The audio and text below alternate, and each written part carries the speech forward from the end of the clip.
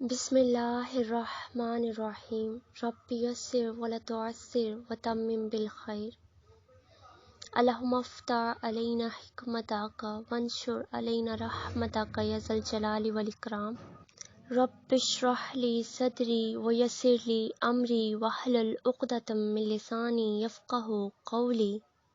سورۃ البقرہ آیت نمبر 229۔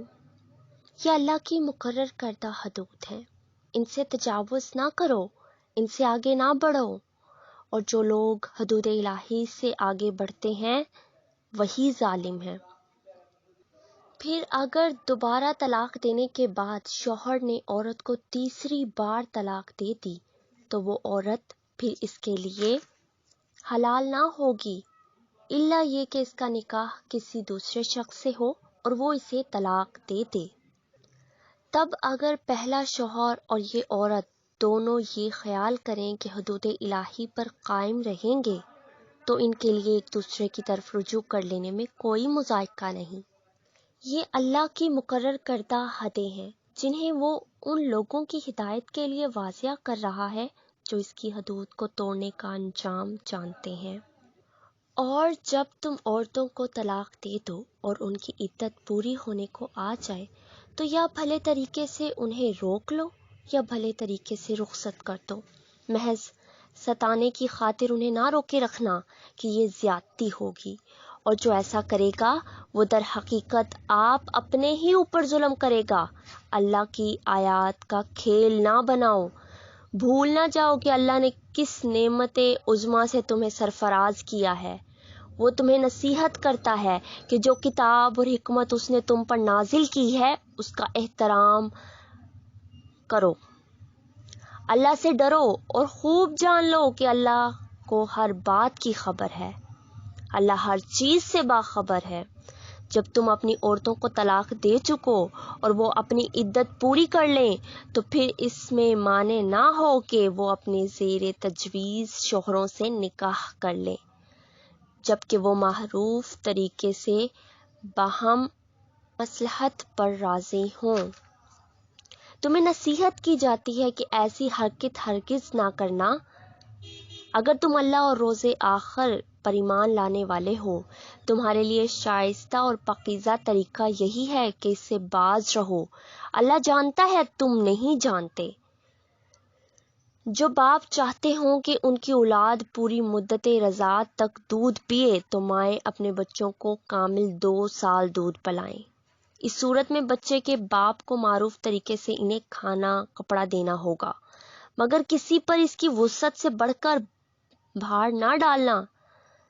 نہ تو ماں کو اس وجہ سے تکلیف میں ڈالا جائے کہ بچہ اس کا ہے، اور نہ باپ ہی کو اس وجہ سے تنگ کیا جائے کہ بچہ اس کا ہے۔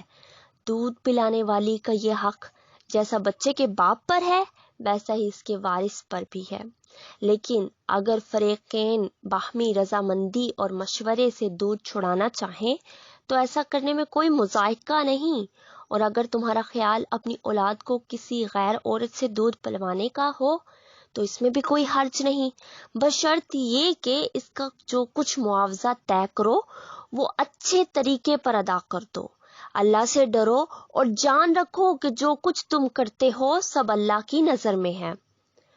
تم میں سے جو لوگ مر جائیں ان کے پیچھے اگر ان کی بیویاں زندہ ہوں تو وہ اپنے آپ کو 4 مہینے 10 دن روکے رکھیں، پھر جب ان کی عدت پوری ہو جائے تو انہیں اختیار ہے اپنی ذات کے معاملے میں اچھے طریقے سے جو چاہیں کریں، تم پر اس کی کوئی ذمہ داری نہیں، اللہ تم سب کے اعمال سے باخبر ہے۔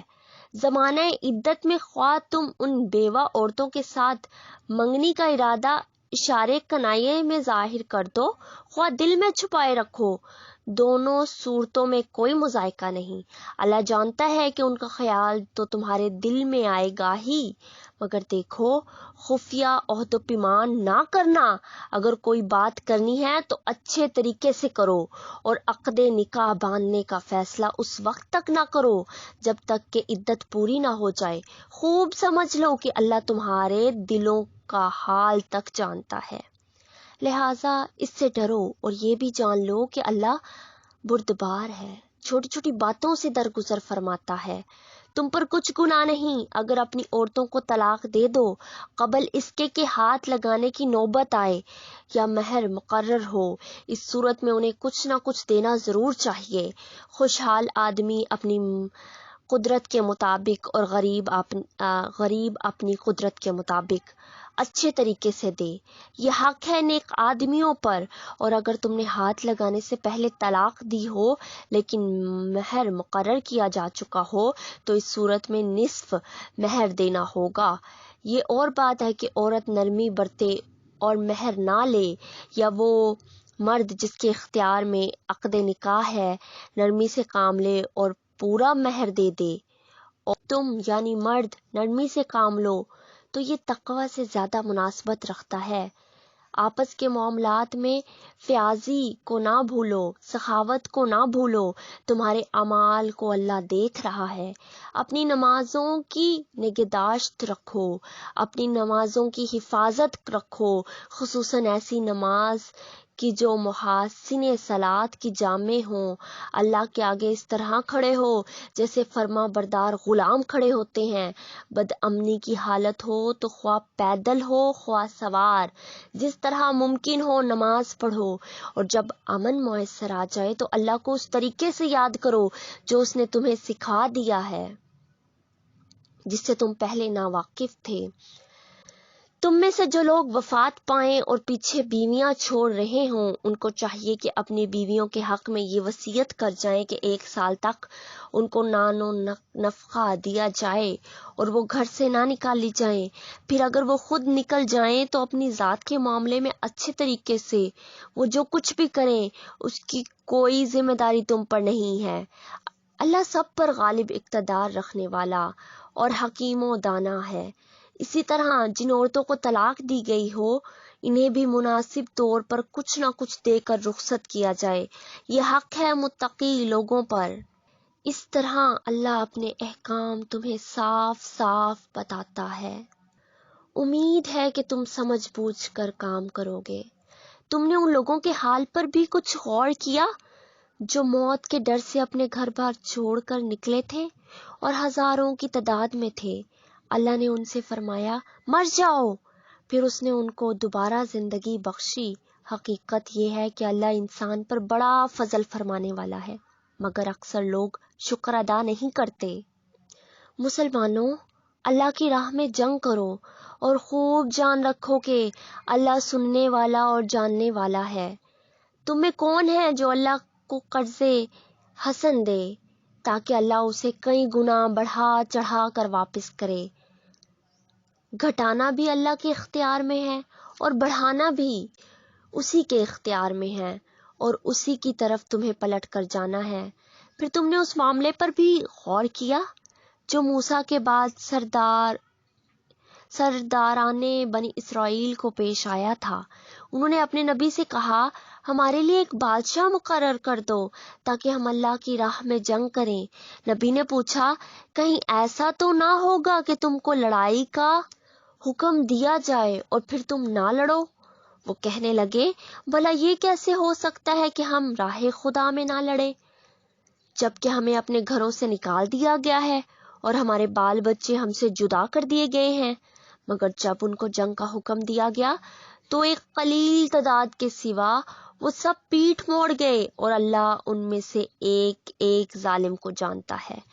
ان کے نبی نے ان سے کہا کہ اللہ نے طالوت کو تمہارے لیے بادشاہ مقرر کیا ہے۔ یہ سن کر وہ بولے ہم پر بادشاہ بننے کا وہ کیسے حقدار ہو گیا؟ اس کے مقابلے میں بادشاہی کے ہم زیادہ مستحق ہیں، وہ تو کوئی بڑا مالدار آدمی نہیں ہے۔ نبی نے جواب دیا اللہ نے تمہارے مقابلے میں اسی کو منتخب کیا ہے اور اس کو دماغی اور جسمانی دونوں قسم کی اہلیتیں فراوانی کے ساتھ عطا فرمائی ہیں، اور اللہ کو اختیار ہے کہ وہ اپنا ملک جسے چاہے دے، اپنی سلطنت جسے چاہے دے۔ اللہ بڑی وسعت رکھتا ہے اور سب کچھ اس کے علم میں ہے۔ اس کے ساتھ ان کے نبی نے ان کو یہ بھی بتایا کہ خدا کی طرف سے اس کے بادشاہ مقرر ہونے کی علامت یہ ہے کہ اس کے عہد میں صندوق تمہیں واپس مل جائے گا جس میں تمہارے رب کی طرف سے تمہارے لیے سکون قلب کا سامان ہے، جس میں آل موسیٰ اور آل ہارون کے چھوڑے ہوئے تبرکات ہیں، اور جس کو اس وقت سے فرشتے سنبھالے ہوئے ہیں۔ اگر تم مومن ہو تو یہ تمہارے لیے بہت بڑی نشانی ہے۔ پھر جب طالوت لشکر لے کر چلا، اس نے کہا، ایک دریا پر اللہ کی طرف سے تمہاری آزمائش ہونے والی ہے، جو اس کا پانی پیے گا وہ میرا ساتھی نہیں، میرا ساتھی صرف وہ ہے جو اس سے پیاس نہ بجھائے۔ ہاں، ایک آدھ چلو کوئی پی لے تو پی لے، مگر ایک گروہ قلیل کے سوا، یعنی مختصر افراد کے سوا، وہ سب اس دریا سے سیراب ہوئے، جی بھر کر پانی پیا۔ پھر جب طالوت اور اس کے ساتھی مسلمان دریا پار کر کے آگے بڑھے تو انہوں نے طالوت سے کہہ دیا کہ آج ہم میں جالوت اور اس کے لشکروں کا مقابلہ کرنے کی طاقت نہیں ہے۔ لیکن جو لوگ یہ سمجھتے تھے کہ انہیں ایک دن اللہ سے ملنا ہے، انہوں نے کہا، بارہا ایسا ہوا ہے کہ ایک مختصر گروہ نے، ایک قلیل گروہ نے اللہ کے اذن سے ایک بڑے گروہ پر غالب آ گیا ہے، گروہ پر فتح پائی ہے۔ اللہ صبر کرنے والوں کا ساتھی ہے۔ اور جب وہ جالوت اور اس کے لشکروں کے مقابلے پر نکلے تو انہوں نے دعا کی، اے ہمارے رب، ہم پر صبر کا فیضان کر، ہمارے قدم جما دے اور اس کافر گروہ پر ہمیں فتح نصیب کر۔ آخر کار اللہ کے اذن سے انہوں نے کافروں کو مار بھگایا اور داؤد نے جالوت کو قتل کر دیا، اور اللہ نے اسے سلطنت اور حکمت سے نوازا اور جن جن چیزوں کا چاہا اس کو علم دیا۔ اگر اس طرح اللہ انسانوں کے ایک گروہ کو دوسرے گروہ کے ذریعے سے ہٹاتا نہ رہتا تو زمین کا نظام بگڑ جاتا، لیکن دنیا کے لوگوں پر اللہ کا بڑا فضل ہے کہ وہ اس طرح دفع فساد کا انتظام کرتا رہتا ہے، ظالم حکمرانوں کو ہٹاتا رہتا ہے۔ یہ اللہ کی آیات ہیں جو ہم ٹھیک ٹھیک تم کو سنا رہے ہیں، اور تم یقیناً ان لوگوں میں سے ہو جو رسول بنا کر بھیجے گئے ہیں۔ یہ رسول جو ہماری طرف سے انسانوں کی ہدایت پر مامور ہوئے، ہم نے ان کو ایک دوسرے سے بڑھ چڑھ کر مرتبے عطا کیے۔ ان میں کوئی ایسا تھا جس سے خدا خود ہم کلام ہوا، کسی کو اس نے دوسری حیثیتوں سے بلند درجے دیے، اور آخر میں عیسیٰ علیہ السلام ابن مریم کو روشن نشانیاں عطا کی اور روح پاک سے اس کی مدد کی۔ اگر اللہ چاہتا تو ممکن نہ تھا کہ ان رسولوں کے بعد جو لوگ روشن نشانیاں دیکھ چکے تھے وہ آپس میں لڑتے، مگر اللہ کی مشیت یہ نہ تھی کہ وہ لوگوں کو جبراً اختلاف سے روکے، اس وجہ سے انہوں نے باہم اختلاف کیا۔ پھر کوئی ایمان لایا اور کسی نے کفر کی راہ اختیار کی۔ ہاں، اللہ چاہتا تو وہ ہرگز نہ لڑتے، مگر اللہ جو چاہتا ہے وہی کرتا ہے۔ اے لوگو جو ایمان لائے ہو، جو کچھ مال متاع ہم نے تم کو بخشا ہے اس میں سے خرچ کرو، قبل اس کے کہ وہ دن آئے جس میں نہ خرید و فروخت ہوگی، نہ دوستی کام آئے گی، اور نہ سفارش چلے گی، اور ظالم اصل میں وہی ہے جو کفر کی روش اختیار کرتے ہیں۔ اللہ وہ زندہ جاوید ہستی جو تمام کائنات کو سنبھالے ہوئے ہے، اس کے سوا کوئی خدا نہیں ہے۔ وہ نہ سوتا ہے اور نہ اسے اونگ آتی ہے۔ زمین اور آسمانوں میں جو کچھ ہے اسی کا ہے۔ کون ہے جو اس کی جناب میں اس کی اجازت کے بغیر سفارش کر سکے؟ جو کچھ بندوں کے سامنے ہے اسے بھی وہ جانتا ہے، اور جو کچھ ان سے چھپا ہوا ہے اسے بھی وہ واقف ہے، اور اس کے معلومات میں سے کوئی چیز ان کے گرفت ادراک میں نہیں آ سکتی، الا یہ کہ کسی چیز کا علم وہ خود ہی ان کو دینا چاہے۔ یعنی انسانوں کے علم میں کوئی بھی چیز اللہ کی مرضی کے بغیر نہیں آ سکتی۔ اس کی حکومت آسمانوں اور زمین پر چھائی ہوئی ہے، اور ان کی نگہبانی اس کے لیے کوئی تھکا دینے والا کام نہیں ہے۔ بس وہی ایک بزرگ و برتر ذات ہے۔ دین کے معاملے میں کوئی زور زبردستی نہیں ہے، صحیح بات غلط خیالات سے الگ چھانٹ کر رکھ دی گئی ہے۔ اب جو کوئی طاغوت کا انکار کر کے اللہ پر ایمان لے آیا، اس نے ایک ایسا مضبوط سہارا تھام لیا جو کبھی ٹوٹنے والا نہیں، اور اللہ جس کا سہارا اس نے لیا ہے سب کچھ سننے اور جاننے والا ہے۔ جو لوگ ایمان لاتے ہیں ان کا حامی و مددگار اللہ ہے، اور وہ ان کو تاریکیوں سے روشنی میں نکال لاتا ہے، اندھیروں سے روشنیوں میں نکال لاتا ہے۔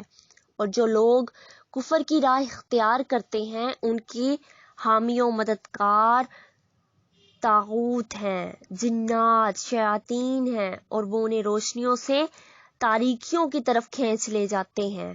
یہ آگ میں جانے والے لوگ ہیں جہاں یہ ہمیشہ رہیں گے۔ کیا تم نے اس شخص کے حال پر غور نہیں کیا جس نے ابراہیم علیہ السلام سے جھگڑا کیا تھا؟ جھگڑا اس بات پر کہ ابراہیم علیہ السلام کا رب کون ہے، اور اس بنا پر کہ اس شخص کو اللہ نے حکومت دے رکھی تھی۔ جب ابراہیم علیہ السلام نے کہا کہ میرا رب وہ ہے جس کے اختیار میں زندگی اور موت ہے، اس نے جواب دیا زندگی اور موت میرے اختیار میں ہے۔ ابراہیم نے کہا اچھا، اللہ سورج کو مشرق سے نکالتا ہے، تو ذرا اسے مغرب سے نکال لا۔ یہ سن کر وہ منکر حق ششدر رہ گیا، مگر اللہ ظالموں کو راہ راست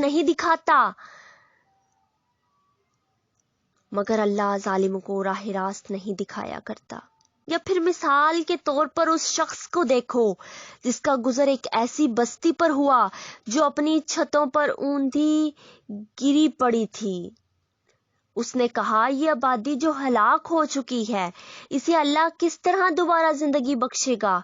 اس پر اللہ نے اس کی روح قبض کر لی اور وہ 100 برس تک مردہ پڑا رہا۔ پھر اللہ نے اسے دوبارہ زندگی بخشی اور اس سے پوچھا بتاؤ کتنی مدت پڑے رہے ہو؟ اس نے کہا 1 دن یا چند گھنٹے رہا ہوں گا۔ فرمایا تم 100 برس اسی حالت میں گزار چکے ہو، اب ذرا اپنے کھانے اور پانی کو دیکھو، اس میں ذرا تغیر نہیں آیا ہے۔ دوسری طرف ذرا اپنے گدھے کو بھی دیکھو کہ اس کا پنجر تک بوسیدہ ہو رہا ہے، یعنی اس کا ڈھانچہ تک بوسیدہ ہو رہا ہے، اور یہ ہم نے اس لیے کیا ہے کہ ہم تمہیں لوگوں کے لیے ایک نشانی بنا دینا چاہتے ہیں۔ پھر دیکھو کہ ہڈیوں کے اس پنجر، اس ڈھانچے کو ہم کس طرح اٹھا کر گوشت پوست اس پر چڑھاتے ہیں۔ اس طرح جب حقیقت اس کے سامنے بالکل نمایاں ہو گئی تو اس نے کہا میں جانتا ہوں کہ اللہ ہر چیز پر قدرت رکھتا ہے۔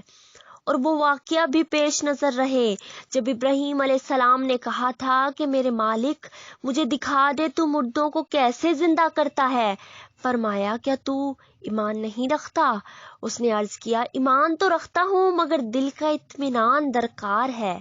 فرمایا اچھا تو 4 پرندے لے اور ان کو اپنے سے مانوس کر لے، پھر ان کا ایک ایک جز ایک ایک پہاڑ پر رکھ دے، پھر ان کو پکار، وہ تیرے پاس دوڑے چلے آئیں گے، یعنی انہیں قربان کر کے ایک ایک پہاڑ پر رکھ دے اور پھر انہیں پکار، وہ تیرے پاس دوڑے چلے آئیں گے۔ خوب جان لے کہ اللہ نہایت با اقتدار اور حکیم ہے۔ جو لوگ اپنے مال اللہ کی راہ میں خرچ کرتے ہیں ان کے خرچ کی مثال ایسی ہے جیسے ایک دانہ بویا جائے اور اس سے 7 بالیں نکلے اور ہر بال میں 100 دانے ہوں۔ اس طرح اللہ جس کے عمل کو چاہتا ہے فزونی عطا فرماتا ہے، برکت عطا فرماتا ہے۔ وہ فراغ دست بھی ہے اور علیم بھی ہے۔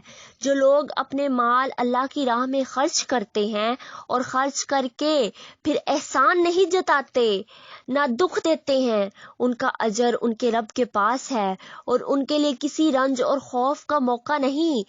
ایک میٹھا بول اور کسی ناگوار بات پر ذرا سی چشم پوشی اس خیرات سے بہتر ہے جس کے پیچھے دکھ ہو۔ اللہ بے نیاز ہے اور بردباری اس کی صفت ہے۔ اے ایمان لانے والو، اپنے صدقات کو احسان جتا کر اور دکھ دے کر اس شخص کی طرح خاک میں نہ ملا دو جو اپنا مال محض لوگوں کے دکھانے کو خرچ کرتا ہے اور نہ اللہ پر ایمان رکھتا ہے نہ آخرت پر۔ اس کے خرچ کی مثال ایسی ہے جیسے ایک چٹان تھی جس پر مٹی کی تہ جمی ہوئی تھی، اس پر جب زور کا می برسا تو ساری مٹی بہہ گئی اور صاف چٹان کی چٹان رہ گئی۔ ایسے لوگ اپنے نزدیک خیرات کر کے جو نیکی کماتے ہیں اس سے کچھ بھی ان کے ہاتھ نہیں آتا، اور کافروں کو سیدھی راہ دکھانا اللہ کا اصول نہیں ہے، بخلاف اس کے کہ جو لوگ اپنے مال محض اللہ کی رضا کے لیے دل کے پورے ثبات و قرار کے ساتھ خرچ کرتے ہیں، ان کی خرچ کی مثال ایسی ہے جیسے کسی سطح مرتفع یعنی میدان پر، ایک سبز و شاداب میدان پر ایک باغ ہو، اگر زور کی بارش ہو جائے تو دگنا پھل لائے، اور اگر زور کی بارش نہ بھی ہو تو ایک ہلکی پھوار بھی اس کے لیے کافی ہو جائے۔ تو جو کچھ کرتے ہو سب اللہ کی نظر میں ہے۔ کیا تم میں سے کوئی یہ پسند کرتا ہے کہ اس کے پاس ایک ہرا بھرا باغ ہو، نہروں سے سیراب، کھجوروں اور انگوروں اور ہر قسم کے پھلوں سے لدا ہوا، اور وہ عین اس وقت ایک تیز ہوا کے بگولے کے زد میں آ کر جھلس جائے جبکہ وہ خود بوڑھا ہو اور اس کے کمسن بچے ابھی کسی لائق نہ ہوں؟ اس طرح اللہ اپنی باتیں تمہارے سامنے بیان کرتا ہے، شاید کہ تم غور و فکر کرو۔ اے لوگو جو ایمان لائے ہو، جو مال تم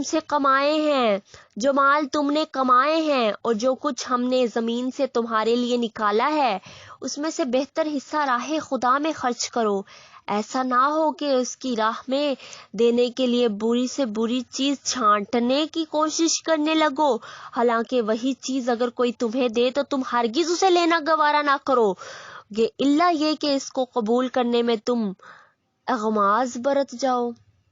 تمہیں جان لینا چاہیے کہ اللہ بے نیاز ہے اور بہترین صفات سے متصف ہے۔ شیطان تمہیں مفلسی سے ڈراتا ہے اور شرمناک طرز عمل اختیار کرنے کی ترغیب دیتا ہے، کرپشن اختیار کرنے کی ترغیب دیتا ہے، مگر اللہ تمہیں اپنی بخشش اور فضل کی امید دلاتا ہے۔ اللہ بڑا فراغ دست اور دانا ہے، جس کو چاہتا ہے حکمت عطا کرتا ہے، اور جس کو حکمت ملی اسے حقیقت میں بڑی دولت مل گئی، جس کو عقل ملی اسے حقیقت میں بڑی دولت مل گئی۔ ان باتوں سے صرف وہی لوگ سبق لیتے ہیں جو عقل مند ہیں، جو دانش مند ہیں، جو عقل و شعور رکھتے ہیں۔ تم نے جو کچھ بھی خرچ کیا ہے اور جو نظر بھی مانی ہے، جو منت بھی مانی ہو، اللہ کو اس کا علم ہے، اور ظالموں کا کوئی مددگار نہیں۔ اگر اپنے صدقات اعلانیہ دو تو یہ بھی اچھا ہے، لیکن اگر چھپا کر حاجت مندوں کو دو تو یہ تمہارے حق میں زیادہ بہتر ہے۔ تمہاری بہت سی برائیاں اس طرز عمل سے محو ہو جاتی ہیں، چھپ جاتی ہیں، اور جو کچھ تم کرتے ہو اللہ کو بہرحال اس کی خبر ہے۔ لوگوں کو ہدایت بخش دینے کی ذمہ داری تم پر نہیں ہے، ہدایت تو اللہ ہی جسے چاہتا ہے بخشتا ہے، اور خیرات میں جو مال تم خرچ کرتے ہو وہ تمہارے اپنے لیے بھلا ہے۔ اگر تم اسی لیے تو خرچ کرتے ہو کہ اللہ کی رضا حاصل ہو تو جو کچھ مال تم خیرات میں خرچ کرو گے اس کا پورا پورا اجر تمہیں دیا جائے گا اور تمہاری حق تلفی ہرگز نہ ہوگی۔ خاص طور پر مدد کے مستحق وہ تنگ دست لوگ ہیں جو اللہ کے کام میں ایسے گھر گئے ہیں کہ اپنی ذاتی معاش کے لیے زمین میں کوئی دوڑ دھوپ نہیں کر سکتے۔ ان کی خودداری دیکھ کر ناواقف آدمی گمان کرتا ہے کہ یہ خوشحال ہیں۔ سفید پوش لوگ یعنی تم ان کے چہروں سے ان کی اندرونی حالت پہچان سکتے ہو، مگر وہ ایسے لوگ نہیں ہیں کہ لوگوں کے پیچھے پڑ کر کچھ مانگیں۔ ان کی اعانت میں جو کچھ مال تم خرچ کرو گے، ان کی مدد میں جو کچھ مال تم خرچ کرو گے وہ اللہ سے پوشیدہ نہ رہے گا۔ جو لوگ اپنے مال شب و روز کھلے اور چھپے خرچ کرتے ہیں ان کا اجر ان کے رب کے پاس ہے، اور ان کے لیے کسی خوف اور رنج کا مقام نہیں، مگر جو لوگ سود کھاتے ہیں ان کا حال اس شخص کا سا ہوگا جسے شیطان سے چھو کر باولا کر دیا ہو، اور اس حالت میں ان کے مبتلا ہونے کی وجہ یہ ہے کہ وہ کہتے ہیں تجارت بھی تو آخر سود ہی جیسی چیز ہے، حالانکہ اللہ نے تجارت کو حلال کیا ہے اور سود کو حرام۔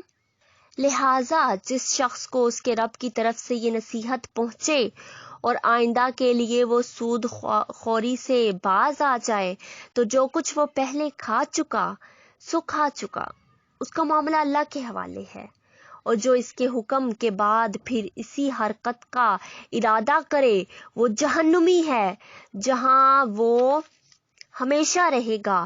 اللہ سود کا مٹھ مار دیتا ہے اور صدقات کو نشو نما دیتا ہے، اور اللہ کسی ناشکرے بد عمل انسان کو پسند نہیں کرتا۔ ہاں، جو لوگ ایمان لے آئیں اور نیک عمل کریں اور نماز قائم کریں اور زکوٰۃ دیں ان کا اجر بے شک ان کے رب کے پاس ہے، اور ان کے لیے کسی خوف اور رنج کا موقع نہیں۔ اے لوگو جو ایمان لائے ہو، خدا سے ڈرو، اور جو کچھ تمہارا سود لوگوں پر باقی رہ گیا ہے اسے چھوڑ دو اگر واقعی تم ایمان لائے ہو، لیکن اگر تم نے ایسا نہ کیا تو آگاہ ہو جاؤ کہ اللہ اور اس کے رسول کی طرف سے تمہارے خلاف اعلان جنگ ہے۔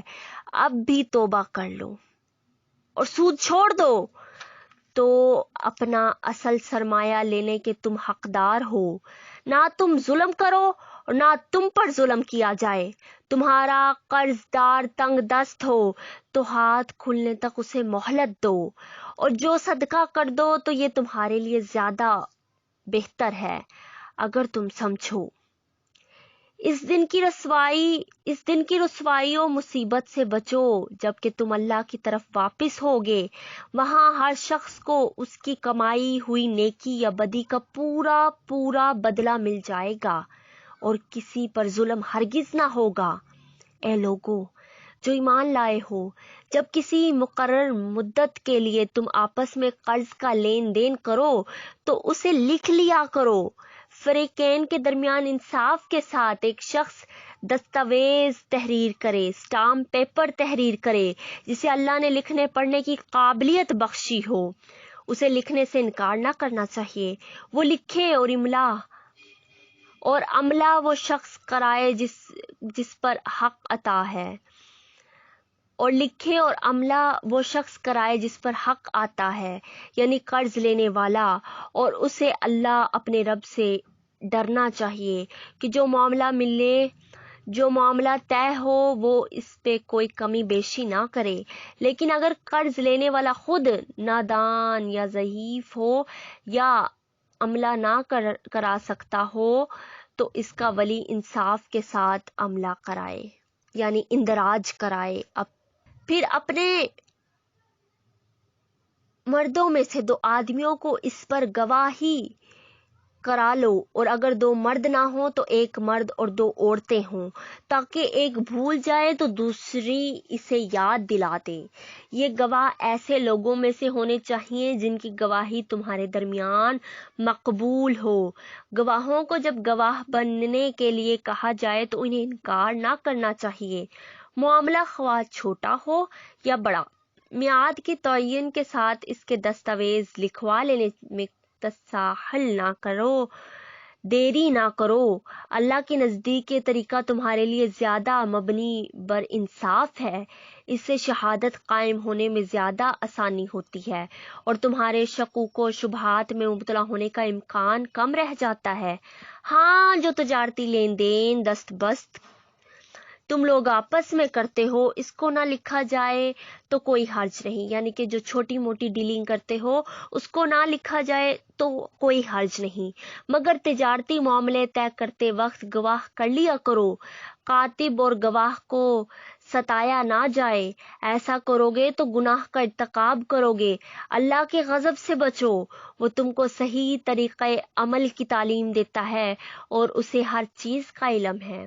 اگر تم سفر کی حالت میں ہو اور دستاویز لکھنے کے لیے کوئی کاتب نہ ملے، لکھنے والا نہ ملے، تو رہن بالقبض پر معاملہ کرو۔ اگر تم میں سے کوئی شخص دوسرے پر بھروسہ کر کے اس کے ساتھ کوئی معاملہ کرے تو جس پر بھروسہ کیا گیا ہے اسے چاہیے کہ امانت ادا کرے اور اللہ اپنے رب سے ڈرے۔ اللہ یعنی اپنے رب سے ڈرے اور شہادت ہرگز نہ چھپاؤ۔ جو شہادت چھپاتا ہے، گواہی چھپاتا ہے، اس کا دل گناہ میں آلودہ ہے اور اللہ تمہارے اعمال سے بے خبر نہیں ہے۔ آسمانوں اور زمین میں جو کچھ ہے سب اللہ کا ہے۔ تم اپنے دل کی باتیں خواہ ظاہر کرو یا چھپاؤ، اللہ بہرحال ان کا حساب تم سے لے گا۔ پھر اسے اختیار ہے، جسے چاہے معاف کر دے اور جسے چاہے سزا دے، اور وہ ہر چیز پر قدرت رکھتا ہے۔ رسول اسے ہدایت پر ایمان لایا ہے جو اس کے رب کی طرف سے اس پر نازل ہوئی ہے، اور جو لوگ اس رسول کے ماننے والے ہیں انہوں نے بھی اس ہدایت کو دل سے تسلیم کر لیا ہے کہ سب اللہ اور اس کے فرشتوں اور اس کی کتابوں اور اس کے رسولوں کو مانتے ہیں، اور ان کا قول یہ ہے کہ ہم اللہ کے رسولوں کو ایک دوسرے سے الگ نہیں کرتے، ان میں کوئی فرق نہیں کرتے۔ ہم نے حکم سنا اور اطاعت قبول کی۔ مالک، اے ہمارے مالک، ہم تجھ سے خطا بخشی کے طالب ہیں، ہماری خطائیں بخش دے اور ہمیں تیری ہی طرف پلٹنا ہے۔ اللہ کسی متنفس پر اس کی قدرت سے بڑھ کر ذمہ داری کا بوجھ نہیں ڈالتا۔ اللہ کسی جان پر اس کی قدرت سے زیادہ بوجھ نہیں ڈالتا۔ ہر شخص نے جو نیکی کمائی ہے اس کا پھل اسی کے لیے ہے، اور جو گناہ یا بدی سمیٹی ہے اس کا وبال اسی پر ہے۔ ایمان لانے والو، تم یوں دعا کیا کرو: اے ہمارے رب، ہم سے بھول چوک میں جو قصور ہو جائیں ان پر گرفت نہ کر۔ اے ہمارے مالک، ہم پر وہ بوجھ نہ ڈال جو تو نے ہم سے پہلے لوگوں پر ڈالے تھے۔ اے ہمارے پروردگار، جس بھار کو اٹھانے کی طاقت ہم میں نہیں ہے وہ ہم پر نہ رکھ۔ ہمارے ساتھ نرمی کر، ہم سے درگزر فرما، ہم پر رحم کر۔ تو ہمارا مولا ہے، تو ہمارا دوست ہے، کافروں کے مقابلے میں ہماری مدد کر۔ صدق اللہ العظیم۔ والسلام علیکم ورحمۃ اللہ وبرکاتہ۔ نیکسٹ ہم اگلی صورت ٹرانسلیشن سٹارٹ کریں گے۔ Till then, stay tuned, be blessed. اللہ حافظ۔